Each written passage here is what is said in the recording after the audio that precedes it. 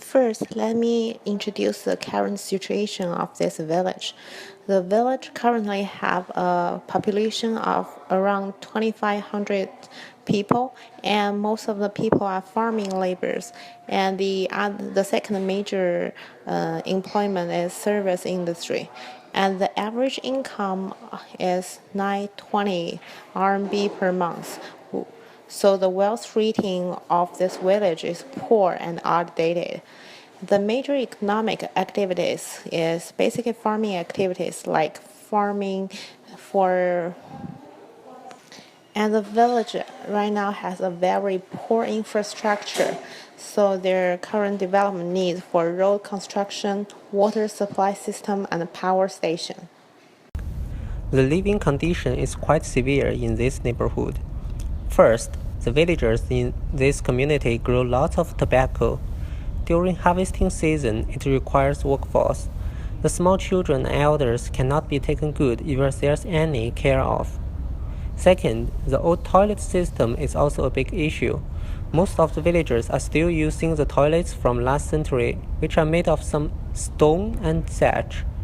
It's not only a bad experience for anyone who tries to use, but also dangerous for kids. It's also a fertile ground for germs and insects. Last but not the least, the village is lacking of water and electricity.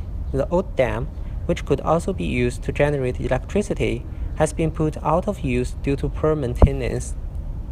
There are even fights over water with people from other villages. The next part is the solutions and the suggestions we bring up to help this village. First, in order to solve the problem of lacking labor force during the harvest seasons, villagers should fully take advantage of villager groups.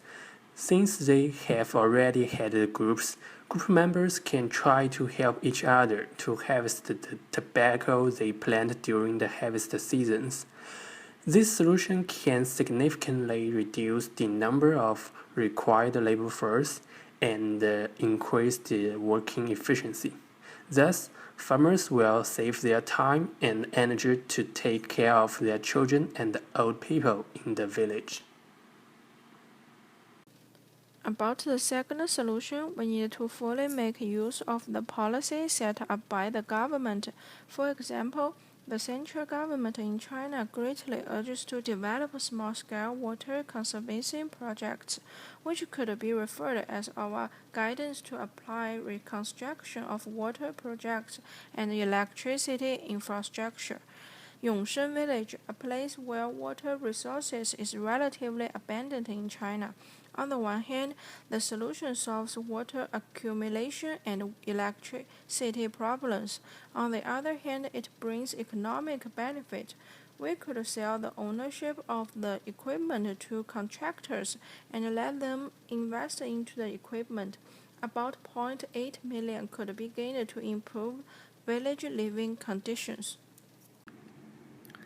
The last part of the solutions is to rebuild biogas restroom for villagers. There are various benefits of biogas restroom. First, it's clean and healthy. Second, increased biogas for energy use. Third, the compost is good fertilizer. The average cost of building a biogas pool was 2,000 yuan. With the government's subsidy, the cost can be around 1,500 yuan. According to the statistical data, about 500 biogas restrooms are needed, so the total cost will be 750,000 yuan. The biogas restroom will make economic benefit for Yongsheng villagers. The average benefit for every biogas pool is about 1,000 yuan per year.